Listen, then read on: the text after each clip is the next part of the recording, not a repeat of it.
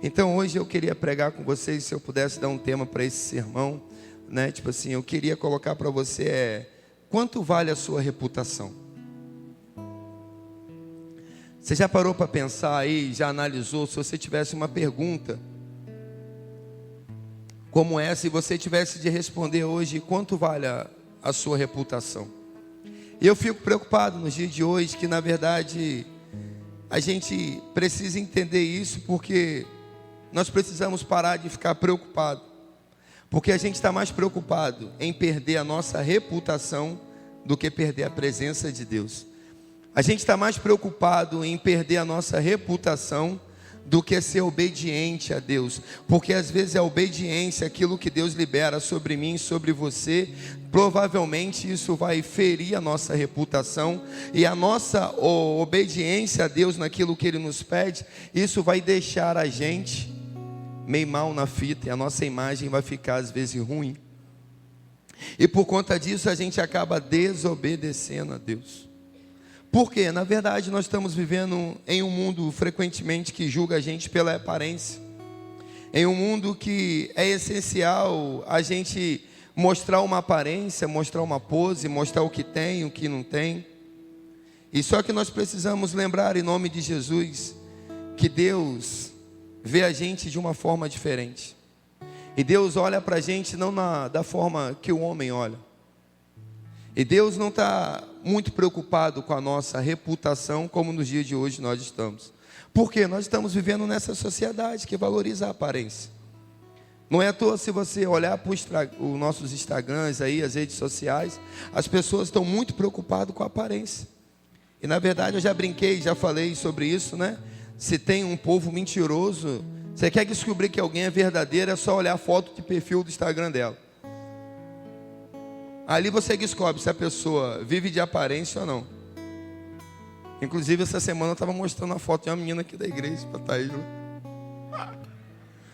Eu falei, Thaís, ó, essa menina aqui ela é da igreja. Eu falei, ela é bonita aqui na foto, né? Tem que ser sincero. Eu falei, mas pessoalmente não é que ela é feia, mas assim, ela é muito mais bonita na foto. Eu falei, é tão diferente uma pessoa da outra pessoalmente como na foto. Tipo assim, a produção muda e a gente vive nessa aparência. A gente vive porque a gente tem que mostrar. Por isso que eu estou te falando, porque na verdade as nossas fotos de perfil não é nada parecido do quem nós somos de verdade. Eu sempre brinquei e falei isso. Tem às vezes quando eu marco clínica com algumas pessoas, né? E quando eu chego ali, é o que eu marquei com o senhor, eu olho assim, eu falei, qual é o seu nome mesmo? Ah, fulano de tal. Aí às vezes eu olho lá, falei, olha o senhor de novo, meu, nada a ver. Hoje eu estava vendo até, Maica, aprendi isso, depois eu vou te mandar. Eu estava vendo lá, eu gostei de um cara lá que foi até Marina aqui da igreja que postou. Um cara que faz isso com homem também. Aí ela até brincou, gente, ele tipo assim, deixou a pessoa em 5 anos mais novo, negócio de corte daqui do rosto, mudou a barba, mudou não sei o que, mudou não sei o que do cabelo, a pessoa mudou. Eu falei, gente, como nós somos preocupados com a nossa aparência. Como nós somos preocupados com a nossa reputação. Como nos dias de hoje nós estamos preocupados em obedecer a Deus, em fazer alguma coisa. Mas na verdade, antes de fazer alguma coisa, a gente fica preocupado no que as pessoas vão dizer, no que as pessoas vão pensar. Mas poucas vezes a gente se preocupa no que Deus vai pensar. Poucas vezes nós ficamos preocupados naquilo que Deus vai achar e nas consequências que nós vamos sofrer se nós não obedecemos aquilo que Deus pediu para a gente fazer. Porque a maioria das vezes aquilo que Deus pede para fazer vai de encontro à nossa reputação, à nossa imagem. E quando Deus fala, você fala assim, Senhor, eu não vou fazer isso, o que vão pensar de mim? Você imagina, né? Vamos dizer assim, doutor Alcino chega lá do nada. Isso já é até um treinamento. E ele tem uma notícia que um paciente acabou de morrer. E Deus pega ele e fala assim, vai lá, Alcino. Ora por aquele paciente lá agora e ora para ele ressuscitar agora. Imagina, a primeira coisa, provavelmente, humanamente falando, que ele vai olhar: Senhor, eu creio que o Senhor tem poder para fazer, eu creio, mas se eu for lá, eu sou um médico, eu trabalho no hospital, eu tenho uma reputação aqui, todo mundo olha para mim como um médico, assim, assim, assado, ele tem algo assim, mas se eu for lá e orar, e essa pessoa, essa criança não ressuscitar, o que vão achar de mim, o que vão pensar de mim? A minha reputação vai a zero. Aí a pergunta, de repente, é: você está preocupado com a sua reputação, ou obedecer aquilo que eu pedi para você fazer? E às vezes, pela nossa negligência, pela nossa desobediência, a gente acaba deixando de experimentar o sobrenatural de Deus. E às vezes, de repente, ele vai até lá e orar, e a criança não vai ressuscitar, e a reputação dele vai a zero. E de repente ele vai até questionar Deus: Deus, com qual cara eu vou andar aqui nesse hospital? O que as pessoas vão dizer de mim? Eu tinha uma reputação de um médico assim, um médico sério, um chefe assim. As pessoas agora vão olhar para mim e dizer assim: aquele lá é o cara que se diz crentão, que orou para uma criança ressuscitar, fez um alvoroço todo e nada aconteceu. Agora eu sou um derrotado, eu sou isso, eu sou aquilo outro. Geralmente a gente olha para isso porque as pessoas estão vendo, pensando da gente, e a gente fica preocupado com a nossa imagem. Não é assim, sim ou não, gente? Só que a grande questão dentro de mim, dentro de você, tem que crescer um sentimento: não aconteceu, mas uma coisa eu fiz, eu obedeci a palavra dele. E o mais importante não é as pessoas olharem para mim, desdenhar, zoar, ou até mesmo zombar de mim, ou agora começar a fazer bullying de mim, ou até mesmo desacreditar. A minha reputação foi a zero aqui na terra, mas a minha reputação no céu, meu irmão, é pensar que está todo mundo olhando para mim como Zé Ninguém, mas ele está olhando assim: filho meu, tu me obedeceste. Fica tranquilo que na hora certa isso vai acontecer, porque você orou e nada aconteceu, mas aquilo lá eu só estava testando você, eu só estava vendo se você realmente é totalmente meu, a ponto de não se importar com a sua reputação, porque agora eu vou poder fazer em você. E de repente, provavelmente, em nome de Jesus, vai haver uma outra oportunidade, e nessa outra oportunidade, meu amigo, eu creio que ele vai orar e algo vai acontecer. Mas isso porque lá atrás ele renunciou e sacrificou algo. É muito fácil a gente querer que Deus faz de novo. É muito fácil a gente querer os milagres de Deus. Mas até que ponto nós estamos dispostos a obedecer? Até que ponto você está disposto a entregar a sua reputação? Porque é algo que gera no nosso meio hoje, que a gente está muito preocupado com isso. Até que ponto, por uma obediência a Deus, eu estou disposto a abrir mão da minha reputação, até mesmo para não, você é um pastor sério, você é um pastor assim, você é um pastor assado. Mas e se Deus pedir algo para eu fazer que todo mundo vai vir contra mim? Exemplo, para mim hoje existiria algo totalmente contrário. Mas e se Deus mandasse eu fazer? Exemplo, eu sou totalmente assim, nada contra a quem Deus chamou para ser. Mas o meu ofício, e eu tenho muito orgulho disso, a minha profissão é pastor. E eu sou satisfeito em ser pastor. Mas imagina se Deus me visita e fala assim: eu vou te fazer o prefeito da cidade. Você vai entrar para a política. Ô irmão, o que tem de gente que está aqui hoje que não volta mais por conta disso? É inadmissível isso, o pastor não pode ser político. Mas e se Deus mandou eu ir? Que ele não me mande, em nome de Jesus. Mas e se Deus mandasse? Eu ficaria preocupado com a minha reputação, com as minhas ovelhas, ou em obedecer a Deus? Eu estou falando alguns exemplos aqui, mas eu creio que Deus está ministrando algumas coisas no seu coração. Eu creio que Deus hoje quer fazer a gente entregar algumas coisas para Ele. Eu quero dizer em nome de Jesus que isso não é um ensaio, que eu não sou disso. Eu não vou virar político não, tá, gente? Em nome de Jesus. Para que o pastor já está querendo, não estou não. Inclusive, tem que falar. Essa semana mesmo, semana passada, a gente participou de uma reunião que, pastor, a igreja lá está uma bênção, né? Está uma bênção. Um irmão empresário, falei, amém, vou lá, quer conversar, vai que Deus tocou, quer ajudar, né, irmão? E ele mostrando que quer ajudar, falando da igreja. Aí depois, rapaz, por que você não faz um galpão? Eu falei, então, irmão, eu quero fazer o galpão. Ele falou assim, mas eu falei, mas é caro e tal, mas de repente eu botei uma tenda, a gente vai virar o altar para lá em nome de Jesus. As obras estão continuando, continua ofertando, dizimando em nome de Jesus, tá? Você que não está dizimando, perdoa, pede perdão para Jesus, volta a dizimar em nome de Jesus, só um parênteses, mas Deus tem honrado, estou brincando. Mas a gente vai mudar o altar, vai poder dar mais pessoas, a gente tem uma tenda, depois eu penso, o telhado lá vai terminar com banheiro, fazer um outro telhado aqui, alguma coisa. Ele, não, pastor, você tem que fazer um galpão e tal, tal. Resumindo, no final da conversa, ele, não, pastor, porque a gente quer te ajudar. Eu falei, que bênção. Só que ele falou assim, mas a gente faz o galpão para você sem custo nenhum. Olha, eu, sério? E tal, porque você sabe, né, fulano de tal tá vindo como, e não sei o que. Eu falei, aí ele falou, e depois ainda falou assim, não, pastor, porque você não está entendendo. Além de ajudar lá o galpão, a gente vai ajudar a igreja. A gente também vai ajudar o pastor. O que o pastor quer? Irmão, confesso, eu dei vontade de dar um soco dentro da cara dele. Perdemos 2 horas de conversa fiada para no final falar isso para mim. Aí minha esposa, muito sábia, né? A minha esposa, irmão, você falou e não falou nada. Eu queria só ouvir uma coisa, que o irmão só ofereceu as coisas, mas qual a proposta do seu candidato de governo? Não, porque rodou e não tem proposta nenhuma. Aí eu falei, entendi, a proposta é comprar a gente, né? Eu falei, já entendi a proposta. A proposta, se ele está querendo me comprar como pastor e comprar a minha igreja, imagina lá fora, né? Falei, irmão, fui educado, agradeci, falei que vou orar e meti o pé, irmão, sumi dali. Mas essas coisas que a gente está vivendo são valores assim loucos. E o cara, uma pessoa de Deus. A outra pessoa lá, uma pessoa de Deus. Mas como que uma pessoa de Deus com valores tão assim? Mas preocupado com a sua reputação.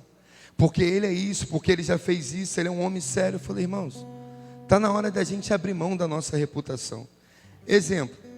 E agora eu quero partir para a Bíblia com vocês, para a gente entender algumas coisas. Abraão é um exemplo daquele que escolheu priorizar, obedecer a Deus. Abraão é um cara que não se importou com a sua reputação. Ele era um homem chamado amigo de Deus.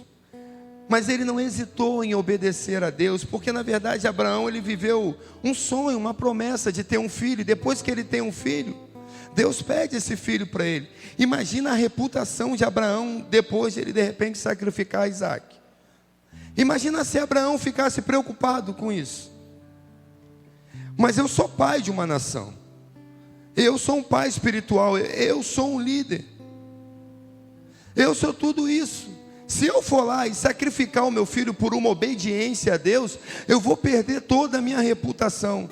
Só que Abraão, ele estava disposto a perder a sua reputação como pai, como líder, como um homem justo que era conhecido perante a sua comunidade, mas para manter-se fiel a Deus, ele se colocou disposto a sacrificar o seu próprio filho, por obediência.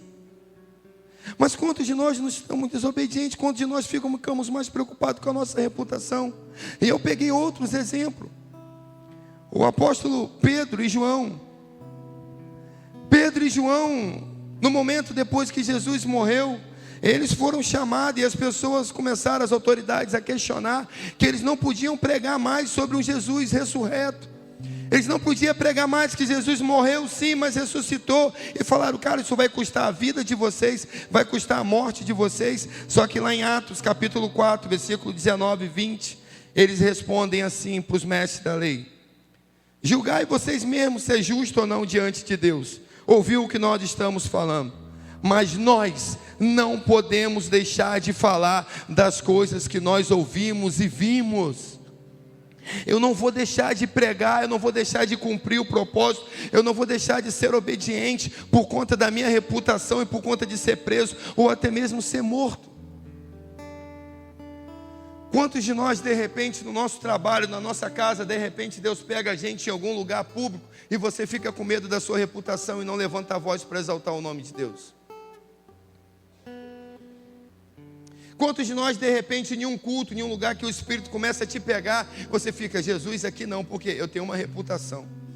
Irmão, está na hora de o Espírito pegar eu e você e jogar fora toda a nossa reputação, toda a nossa preocupação com a nossa imagem, toda a nossa preocupação do que as pessoas vão pensar de nós. Nós estamos nos tornando uma geração que está mais preocupada do que pensam sobre nós, do que Deus acha sobre nós. A gente fica procurando a aprovação das pessoas e se esquece da aprovação de Deus. E o pior, às vezes, quando a gente tem a aprovação das pessoas, a gente acha que tem a aprovação de Deus. Quem te falou que a aprovação da pessoa é uma prova da aprovação de Deus? Mas Deus não usa pessoas, usa, meu irmão. Mas a maior aprovação que você precisa é de Deus.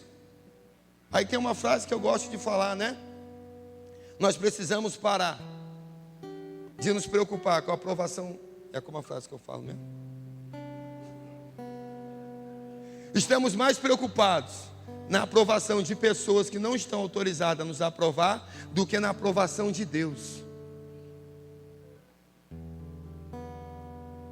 E a gente fica lá vivendo algo que é do diabo, uma mentira, uma farsa, para manter a nossa reputação. Manter a nossa reputação de um casamento saudável, de um casamento bonito, quando todo mundo olha nas frentes das pessoas, meu amor, minha linda, minha princesa, anda de mão dada, beija e abraça, mas dentro de casa, irmãos, todo mundo sabe quem você é. Ou melhor, Deus sabe quem você é.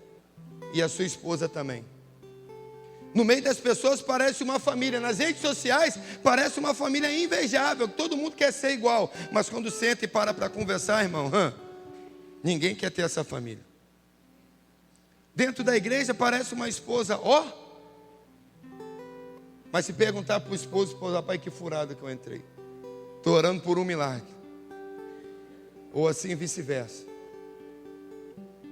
Às vezes aqui você é educado, você é atencioso com todo mundo. É a sua aparência, a sua reputação. Mas dentro de casa, você não tem paciência com seus filhos, não tem paciência com a sua esposa. Aqui na igreja você serve, você limpa, você faz. Dentro de casa você é o imprestável, o encostável, não faz nada. Ah, pastor, isso aí vai ser com o Thaís no sábado, né? A gente vai falar sábado aqui. Mas de repente, dentro de casa... Mas a obrigação de limpar a casa e fazer a comida é da esposa. Mas você não pode ajudar isso? Mas eu sei que a obrigação é dela. E vocês mulheres aqui, parentes, a obrigação é sua mesmo, tá? A gente não tem a obrigação de limpar a casa e arrumar a casa. A gente faz porque a gente ama. E tem que fazer. Mas não cobra de nós uma coisa que não é responsabilidade nossa. A responsabilidade é sua. Você é a dona da casa, você é a dona do lar. É tipo minhas crianças falam lá em casa. Papai manda na família, mamãe manda na casa. Mais ou menos assim. Que quando é alguma coisa da casa, eles vão em Thaís. Quando é da família, eles vêm em mim. Quando eu me meto na questão da casa, pai, quem manda na casa é a mamãe. Eu falei, tá certo, mamãe manda na casa. Vocês vão aprender isso sábado. Mas a gente fica preocupado e vive uma farsa, irmão. Vive uma mentira. Até onde nós vamos com isso? Deus está querendo me usar, Deus está querendo te usar, Deus está querendo fazer de novo. Mas até que ponto nós estamos dispostos a colocar a nossa reputação, a nossa vida em risco por conta disso? Exemplo, eu posso me lembrar agora da rainha Esther. A rainha Esther colocou a vida dela em risco por conta do povo dela. Ela, para se posicionar, ela colocou a reputação dela de rainha, a preferida do rei. Ela foi lá no rei Assuero, ela chegou lá. Ela abriu mão de tudo para ser obediente a Deus e por conta de um povo. O apóstolo Paulo foi outro. Um cara conceituado, um cara que perseguia, um cara que fazia tudo, um cara que todo mundo olhava como um perseguidor, um cara que matava. Mas um dia ele teve um encontro genuíno com a verdade absoluta, e ele abriu mão de tudo isso. Aquela reputação, aquele nome que eu tinha, aquela pessoa que eu era como exemplo, já não sou mais, porque agora eu sou uma outra criatura. Exemplo maior que a gente pode ter também do próprio Jó. Um homem que era conhecido como um homem justo, de uma boa reputação, fiel a Deus. E de repente Deus permite o diabo tocar em tudo de Jó e tirar tudo de Jó, e ele continua fiel. Alguns criticam até a sua esposa, né? Porque a sua esposa diz para ele, amaldiçoa teu Deus e morre. O pessoal desgraçado, mas ela não foi embora, irmão, ela ficou ali até o final. Fosse outras aqui, tinha metido o pé há muito tempo. O homem já perdeu tudo, está aí, ó, com os cacos raspando tudo, está aí morto praticamente. Só que Deus fez com a obediência de Jó? Jó falou assim, eu estou nem aí para minha reputação. Eu não estou nem aí para o que vão pensar de mim. Eu não estou aí para aquilo que vão dizer para mim. O mais importante para mim é ser fiel ao meu Deus e obedecer a Ele. Nem que Ele tire tudo de mim, nem que eu perca tudo, mas eu vou permanecer fiel. Será que o seu emprego hoje você tomaria a atitude de Jó, de ser fiel e honesto, a ponto de colocar o seu emprego em risco? A sua vida em risco, o seu casamento em risco? Quem é da minha célula aqui sabe, né? A gente tem um abençoado na nossa célula. Ele ficou dormindo, eu acho, hoje.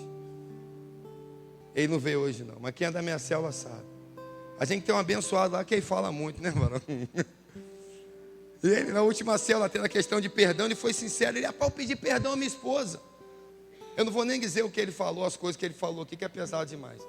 Mas ele falou, eu vou pedir perdão. E ele falou, só que nessa que eu pedi perdão, eu fui verdadeiro. Eu não fiquei preocupado com a minha reputação de homem, com a minha reputação do que vão pensar de mim. Mas ele se entregou, ele falou. A esposa dele o amou, a esposa dele se entregou para ele, a esposa dele começou a ajudar ele. Ele falou, cara, eu tenho, se eu não me engano, 12, 13, 16 anos casado, não lembro. Ele falou, mas o que eu estou vivendo nesses últimos 2 meses não se compara a esses anos todos de casado. Sabe por quê? Ele abriu mão de uma reputação, de uma imagem que as pessoas olhavam para ele e achavam, eu sou... Irmãos, me ajuda, Espírito Santo.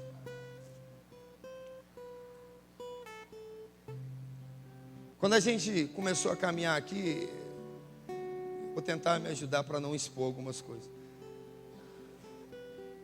A gente pegou um casal em um relacionamento, e sabe, esse casal assim, foi muito louco. Quando eu soube, as pessoas me ligaram, por uma questão até de traição. Falei, caramba, deu ruim agora, todo mundo está sabendo, vai ser um alvoroço doido e tal. E de repente o casal me liga, vem conversar comigo, prestes de começar o culto. Eu fui conversar com esse casal. Irmãos, o marido tinha todo o direito, por conta da sua reputação, de detonar a esposa. Na verdade, eu vou ser sincero, nem sei o que eu faria se fosse eu. Para não falar, nem vou falar o que eu puder, de repente pensei em fazer. Mas irmãos, quando aquele cara chega para mim, ele começa a chorar, eu falei, mano, e a esposa chorando por conta do erro, ele olha para mim e fala assim, eu preciso de ajuda, pastor. Eu falei, eu sei, estou vendo, né? Mas eu falei, o que você quer fazer? Porque foi traição. E aquele cara olha chorando para mim e fala assim, eu vou perdoar ela, me ajuda a reconquistar minha família. Eu falei, caraca. Aí naquela hora eu comecei a chorar, eu falei, mano, tá zoando. Ele falou, pastor, eu estou disposto a tudo, eu estou nem aí para minha reputação, eu não estou nem aí para o que as pessoas vão dizer e pensar de mim. Ela é minha esposa, ela é mãe dos meus filhos, e eu vou lutar junto com ela, eu vou reconquistar minha família. As pessoas podem olhar para mim e dizer que eu sou isso, que eu sou aquilo outro. Eu não estou me importando com o que as pessoas vão dizer de mim, mas eu vou reconquistar e eu vou vencer. Irmãos, foi uma luta. Mas por esses dias a gente conversando, eles estavam testemunhando a vida que eles estão vivendo. A família dele toda ficou contra ele. Agora a família já está aceitando, porque está vendo a transformação dentro da própria casa dele. Sabe o que é isso? Ele fez um se dane reputação. O importante é, eu a amo.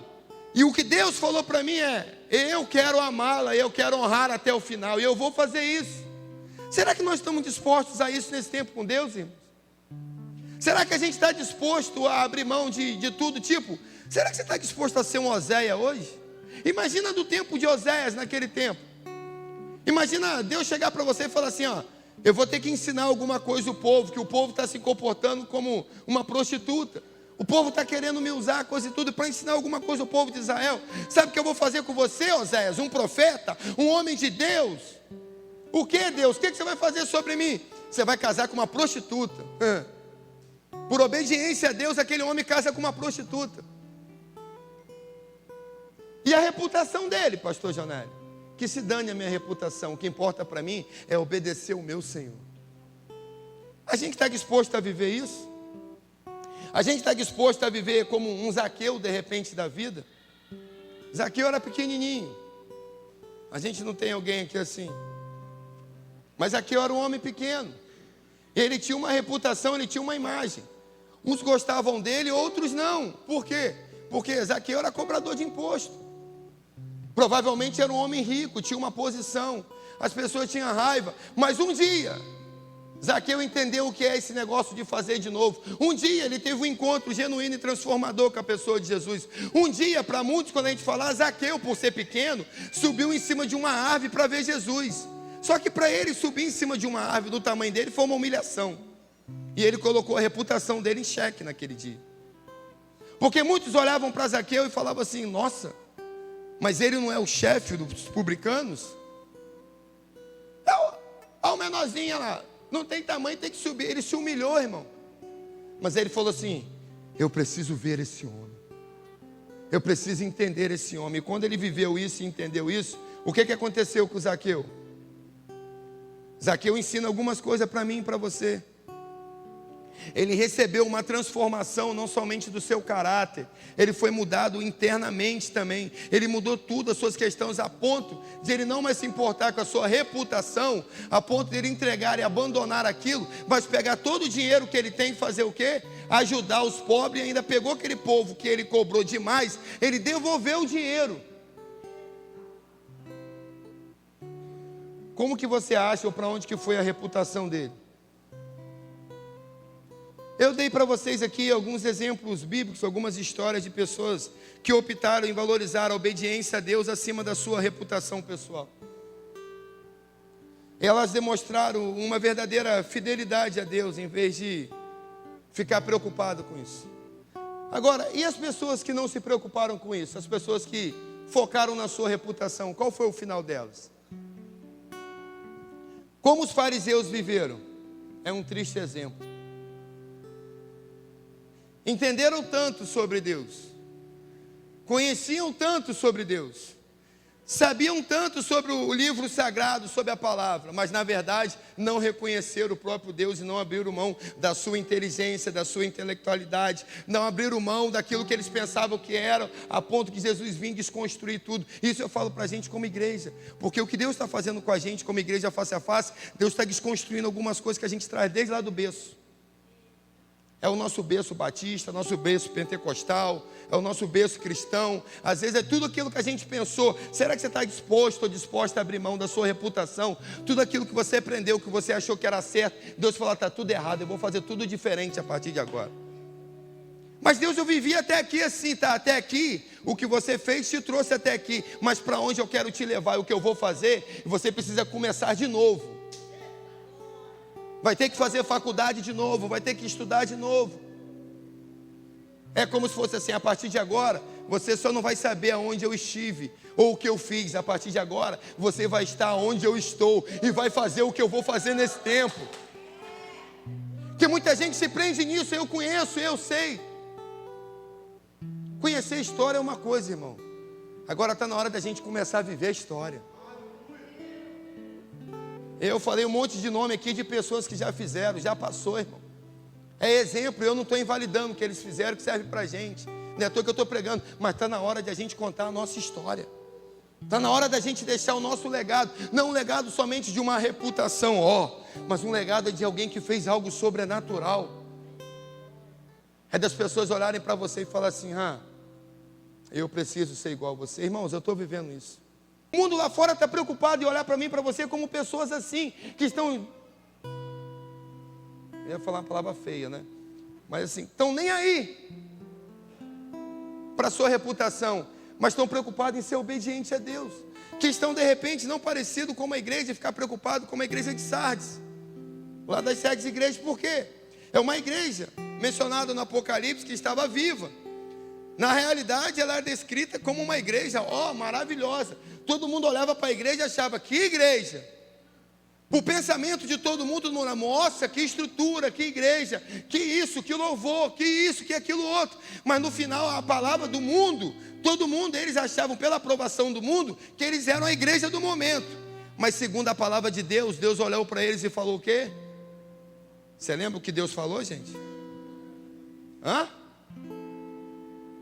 Vocês têm fama de quem está vivo, mas na verdade vocês estão mortas.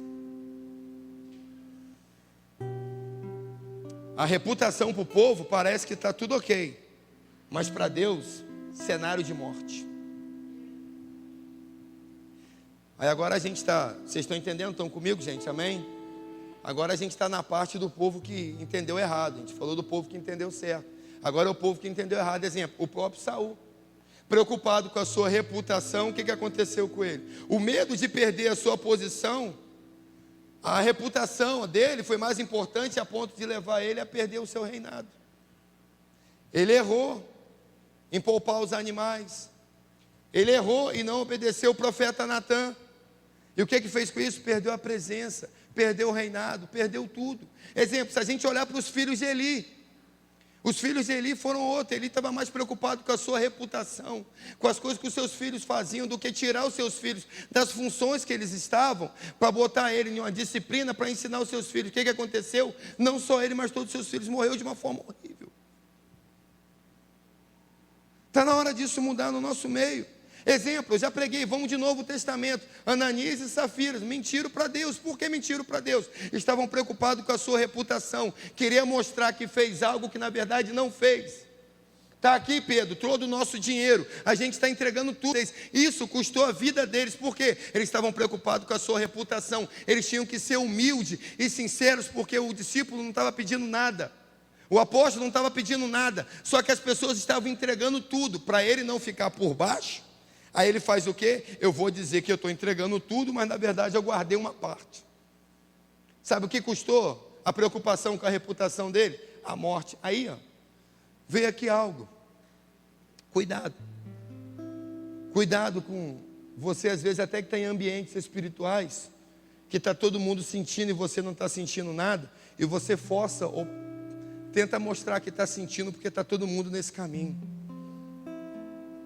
Cuidado que isso pode custar a tua morte. Porque às vezes Deus quer usar, nem todo mundo, Deus quer usar você. Mas você entrou na onda e Deus não quer você naquela onda. Deus quer você na onda dele. Mas está todo mundo falando em línguas. Não estou com vontade, mas está todo mundo, eu vou junto. Está todo mundo pulando. Não, faça aquilo que Deus mandou você fazer, meu irmão. Faça aquilo que Deus pediu para você fazer, minha irmã. Pilatos foi outro que fez a mesma coisa. No meio daquela ali, ele olhou para Jesus e ele reconheceu que Jesus não tinha feito nada. Mas por conta da sua reputação de líder, por conta das consequências que ele ia sofrer de tentar absorver Jesus, ele lava as suas mãos e deixa Jesus ser crucificado, irmão. Quantas vezes a gente não faz a mesma coisa que Pilatos fez nos dias de hoje? Por conta da nossa reputação, a gente lava as mãos e deixa Deus agir. A voz do povo é a voz de Deus.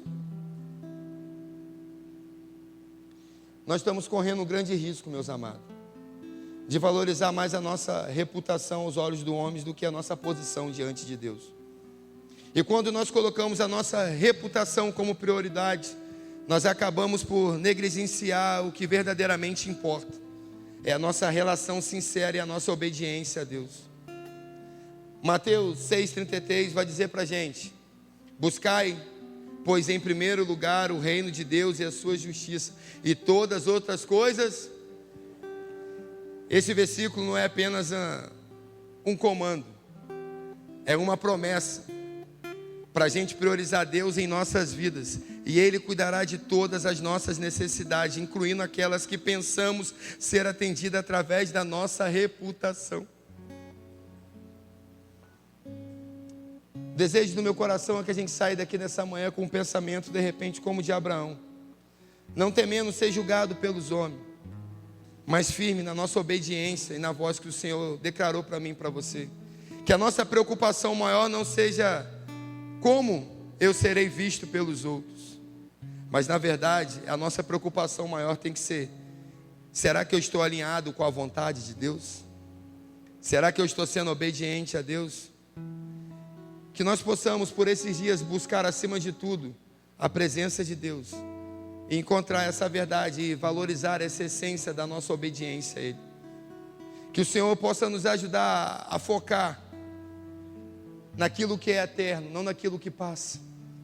Que o Senhor faça realmente a gente por esses dias abrir mão de toda a nossa reputação. Sabe? Quem serve a Deus, na verdade, não tem uma reputação, mas uma missão de pregar o Evangelho a toda criatura. Gostei disso. Quem serve a Deus não tem uma reputação, mas tem uma missão de pregar o Evangelho a toda criatura. E às vezes a gente não tem pregado em alguns lugares por conta da reputação ou por conta da posição que nós nos encontramos. Está na hora da gente abrir mão disso. Está na hora da gente investir. E eu falo isso, e isso dói. Porque quando Deus me deu essa palavra, eu comecei a pensar em algumas coisas. E mais cedo eu estava ali. E Deus não só soprou algumas coisas ali. Eu vou falar aqui, mas em casa eu estava olhando para a gente como igreja. Ontem eu estava em uma reunião e eu estava pensando em algumas coisas. Eu estava olhando, mano, são 6 meses. E eu queria que você orasse muito mesmo pela minha vida, pela vida de Thaís, que às vezes é pesado. Alguns irmãos falaram assim, mano, você precisa parar, você precisa descansar. Foi, não, estou feliz. Os amigos mais íntimos falaram assim, rapaz, em 6 meses você envelheceu uns 3 anos. Eu falei, eu sei, eu também me olho no espelho. Mas eu estou tão feliz. Poderia eu me preocupar e ficar em alguns lugares por conta da reputação. Só que, além da minha reputação, eu preferi ser obediente a Deus. E eu quero que você ore pela minha vida, que isso gera um temor em mim, eu já falei isso aqui. Porque a nossa obediência gera bênção, gera algumas coisas que Deus quer fazer. E quando eu olho para a gente como igreja, e olho para algumas pessoas, e algumas pessoas que hoje estão aqui, que abriram mão da sua reputação, abriram mão de emprego, abriram mão de status, abriram mão de tantas coisas, de lugares que ela almejaram chegar e chegaram e voltaram a estacar zero, sabe? Porque não olharam para a reputação, olharam por uma coisa, eu estou sendo obediente àquilo que Deus mandou eu fazer. E lá na frente a gente vai ver alguns frutos. Alguns frutos de a gente abrir mão da nossa reputação de repente para servir e ajudar alguém. E quando eu cheguei aqui eu falei, gente, abrir mão da reputação é muito importante. Não se importar com o que a pessoa está fazendo, você não tem noção do que você pode fazer. E sabe, como eu falei aqui, Deus me falou que eu ia viver algumas coisas que eu estou vivendo hoje. Só que o que me deixa em crise, meio louco, com muito temor, que Deus começou a falar o que Ele vai fazer depois. Isso me deixa mais em crise ainda. E quando eu olho para a gente, eu falei, meu Deus, não vai acontecer. Mas eu falei assim, mas lembra que lá atrás você também não achava que estaria onde você está hoje? Eu falei, verdade. Mas porque alguém abriu mão, alguém pagou um preço. E eu estou vendo alguns pagar um preço. E eu hoje, deixa eu fechar isso aqui. Eu olhando para mim hoje, a gente tem uma visita aqui. Para muitos pode ser uma visita normal. Mas quando eu estava ali, Deus me lembrou. Deus, você vai pregar sobre reputação. Teve alguém que olhou para você da forma que eu olhei. E investiu em você. E eu usei essa pessoa para investir em você. Essa pessoa acreditou em você porque eu me lembro um dia, irmãos. Você não sabe, ser tal de seminarista é só a graça. Quem já foi sabe. Pelo menos que a gente sabe nem o que a gente é dentro da igreja, né? Eu me lembro quando eu era seminarista da igreja. Eu me lembro com as minhas dificuldades. E tudo fala. Do nada, o irmão me chamou ali, a gente estava conversando, ele estava me mostrando a Bíblia dele. Aí ele me mostrou uma Bíblia do hebraico, eu falei, isso aí é coisa do inimigo, o hebraico. Que deu um trabalho para ele sentar na minha mente, irmão. E eu questionava o professor, falei, gente, para que eu quero saber o hebraico? Se eu quiser transliterar alguma coisa, é só botar no Google, o Google já dá a resposta, por que eu tenho que estudar isso? É tão difícil, o tal do repatadaguense, né? Juliano também é um troço complicado, né? Rapaz, todo hebraico, gente, uma vírgula lá em cima muda toda a palavra. Eu lembro que eu chamava o professor de Sus. É Sus, né? Quer ser o cavalo. Aí se mudasse a vírgula embaixo, era sua égua. Eu falei, meu Deus, uma vírgula. Muda tudo. Por causa de uma vírgula. Que troço complicado para entrar na minha mente. E lá na segunda igreja, eu lembro que quando eu entrei lá no seminário, eu com essas coisas minhas de Deus, eu pedi à igreja para pagar o meu seminário. Que eu não tinha condições de pagar. Na verdade, a nossa turma foi a última turma de 4 anos e a última turma que a igreja custeou o seminário. Só que para custear o seminário, a gente não podia perder de ano. E nem perder em matéria nenhuma e tinha que tirar nota boa. Aí chegou no segundo ano, do seminário, apareceu na minha vida a desgraça do hebraico. Irmão, depois que você não pega no começo, você pegar depois dá trabalho. Irmão, não entrava na minha cabeça de jeito nenhum. O professor ainda me perseguiu. Eu já preguei na igreja dele, falei isso para a igreja dele, o seu pastor me perseguiu. Ele me perseguiu no seminário. Resumindo, eu perdi nessa matéria. Eu ia ter que repetir só a matéria do hebraico. Só que era pré-requisito da igreja continuar mantendo o seminarista, né, se ele passasse em tudo. E eu lembro de uma reunião onde minha reputação foi a zero, porque naquela reunião falaram assim para mim: a igreja não vai pagar mais seu seminário. E me responderam assim: como é que você vai fazer? Você vai trancar a matrícula? Eu falei: eu não, vou continuar. Ela: mas a igreja não vai pagar. Eu falei: irmã, da onde vai vir um dinheiro eu não sei, mas eu vou continuar. Ela falou: mas a igreja não vai pagar. Eu falei: mas eu vou continuar. E ela falou: quem vai pagar o seminário? Eu falei: não sei. Deus vai levantar alguém, porque eu estou sendo obediente, Deus vai me honrar. Irmão, naquele dia eu saí daquela sala destruída. Não sei se a pessoa lembra disso. Eu saí mal, eu chorei, porque eu lembrei de algumas pessoas até que viveram o que eu vivi e não foram tratados como eu fui tratado. E quando eu ia questionar isso, Deus falou assim: não questiona, fica quieto. Eu tinha todo o direito de questionar e fiquei quieto. Fica quieto e vai embora. Quando eu saí daquela sala, eu fui surpreendido por essa irmã. E essa irmã, ela foi, conversou comigo e levantou alguns outros irmãos. Eram diaconisas da igreja. E eles começaram a pagar o meu seminário. A igreja não quis pagar, mas esses irmãos, eu lembro que todo dia ela ia lá, pegava lá o chequinho e colocava lá. E a reputação deles ficaram em xeque naquele tempo. Porque eles foram contra aquilo que estava acontecendo, né? Mas eles resolveram acreditar em mim, naquilo que eu carregava. E hoje eu acho legal. Porque, tipo assim, isso é para a glória de Deus. Mas hoje a gente tem Rutinha aqui visitando a gente. E ela foi uma das pessoas que acreditou em mim e pagou meu seminário. A reputação dela ficou em xeque. Só que hoje eu estou aqui porque alguém abriu mão da sua reputação. Alguém investiu naquilo que todo mundo achava que não ia chegar a lugar nenhum, que não ia conquistar nada. Hoje eu estou aqui como um pastor de vocês. Porque alguém abriu mão de uma reputação. A pergunta que eu tenho para você nessa manhã, eu quero que você saia e vá almoçar assim, um almoço bem embrulhado. O que você está disposto a abrir mão para ser obediente a Deus? Até quando a gente vai ficar preocupado com o que as pessoas vão dizer? O que as pessoas iriam dizer, o que o pastor iria dizer sobre essas diaconisas, ela mais 3 e mais um diácono? Se a igreja não quer pagar, isso é uma ousadia de vocês querer pagar o seminário dele. Se a igreja não quer pagar, por que vocês vão pagar? Porque a gente acredita onde Deus pode levá-lo. E eu estou aqui. Quantas pessoas Deus coloca na nossa vida para a gente ajudar e a gente fica preocupado? Quantas pessoas Deus coloca na nossa vida para a gente ajudar e a gente não ajuda? E a gente às vezes pode ser uma ponte para essas pessoas. E é bom ser ponte, irmão. E é bom mesmo. E às vezes para ser ponte a gente é pisado, sabe? Porque quando a gente é ponte, a gente é tipo deitar para alguém passar por cima. Mas aí a gente vai ajudar a pessoa a chegar no objetivo que Deus quer. Está na hora da gente jogar no lixo a nossa reputação. Está na hora da gente não se importar mais com a nossa reputação. Está na hora da gente se importar mais naquilo que Deus está mandando a gente fazer. Está na hora de Deus levantar realmente um povo temente a Ele e obediente a Ele. Não importa o que Ele venha te pedir para fazer. Se Ele te pediu, meu irmão, faça. Se Ele mandou você fazer, faz, irmão.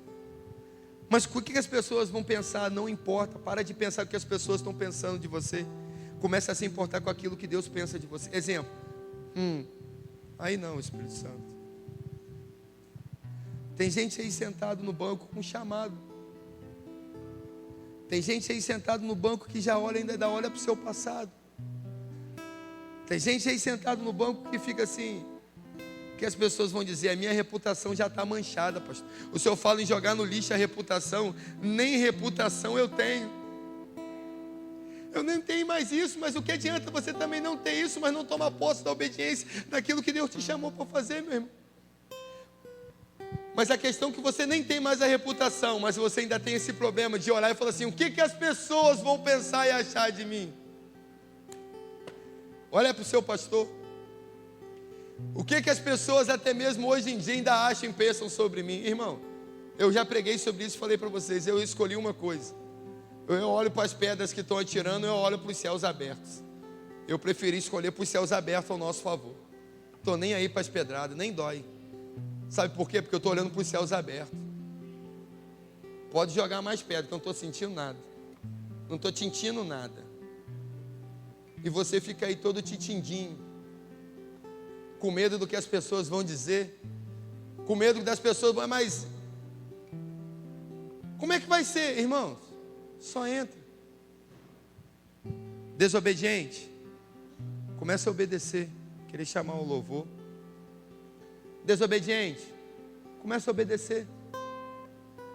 Obediência gera bênção. Não importa onde você teve, o que você fez, irmão. Deus não olha para o nosso passado, Deus olha para o futuro. Mas será, irmão, não existe, mas será, se entrega. Eu estou falando mesmo testemunho vivo sobre minha vida. Quando lá no começo, com um ano de casado com Thaís, que eu dei uma fraquejada assim, fiquei meio, será que é isso que Deus quer para mim? Quando Deus começou a falar para mim do que eu ia viver, do que eu ia fazer, irmão. Eu lembro quando Deus falou para mim: você vai pregar na praça da sua cidade para uma multidão. E até quando a gente viveu o face a face, eu achei que fosse aquele dia, mas não. Foi no dia lá naquele negócio de Adora Campos, quando eu fui pregar, eu vi aquela multidão na praça. Meu Deus. Aí Deus falou: é só o começo. Eu lembro das vezes que eu ia para o monte, e as pessoas diziam para mim: cara, você vai pastorear uma cidade. Cara, Deus vai levar uma geração aos pés de Jesus através da sua vida. Eu falei: esses caras aqui do monte, tudo fuma maconha, fuma não? Os caras entregam as profecias, né? Tudo coisa da carne. Da onde que eu vou fazer isso? Cara, vocês vão viver assim, falava para mim Thaís. Eu lembro quando a gente subiu o monte para comprar a nossa casa. A nossa primeira casinha, a gente ia toda quinta-feira orar, fazendo propósito com Deus lá. Aí eu chegava lá: Deus, eu quero uma casa. Aí vi uns irmãos, não dava casa nenhuma para mim. Cara, Deus vai te usar, Deus vai te fazer um líder. Eu falei: gente, eu só quero uma casa. Eu só queria uma casa para morar. E o povo: Deus vai fazer na sua vida. Eu falei: gente, eu só quero uma casa. Só que tudo aquilo que aquele povo falou que Deus ia fazer, Deus está fazendo, irmão. Eu lembro quando a irmã sonhou e falou com a gente: cara, Deus vai te dar um nome, e esse nome vai sacudir a cidade. E eu via por causa desse nome, eu vi um monte de demônio em volta de você querendo te matar. Mas os demônios não te matavam por causa desse nome. Aí depois a irmã veio: cara, Deus me revelou qual era o nome. Eu falei: qual é o nome? O nome era Face a Face. Porque você estava tirando muitos jovens e adolescentes da rua. E por conta desse nome os demônios estavam revoltados com você. Eu falei: uau. Só que lá atrás alguém já falou que tudo isso ia acontecer, irmão. Sabe? Eu joguei minha reputação no lixo. Eu joguei os meus achismos no lixo. Eu joguei a minha incapacidade no lixo. Eu joguei às vezes a minha falta de instrumentalidade no lixo. Eu joguei às vezes o meu falar no lixo. Eu joguei tudo no lixo e parei de olhar para isso aqui. E comecei a ser obediente por aquilo que começou a gritar dentro de mim. Você não pode, mas eu faço você poder. Você não consegue chegar lá, né? Mas eu faço você conseguir. Você acha que você é incapaz e você realmente é o incapaz. Mas eu tenho o prazer de capacitar você. Eu tenho o prazer de pegar você para confundir aqueles que se acham. Ô irmãos, existe tanta coisa para Deus fazer em mim e você. E a culpa disso tudo não é do diabo. E mais uma vez eu falo, não vou falar tadinho dele, porque eu não tenho pena dele. A culpa é minha, a culpa é sua. Porque a gente é desobediente. E a gente pensa demais. Para de pensar, irmão, se entrega. A menina ia fazer um vídeo.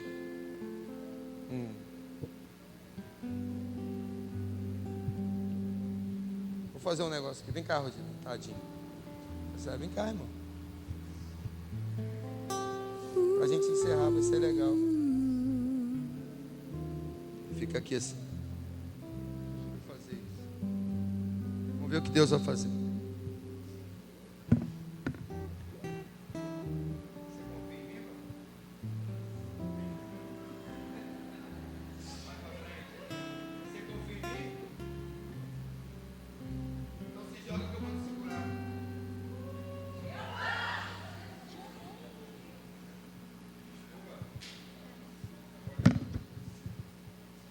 Por que eu deixei ele cair?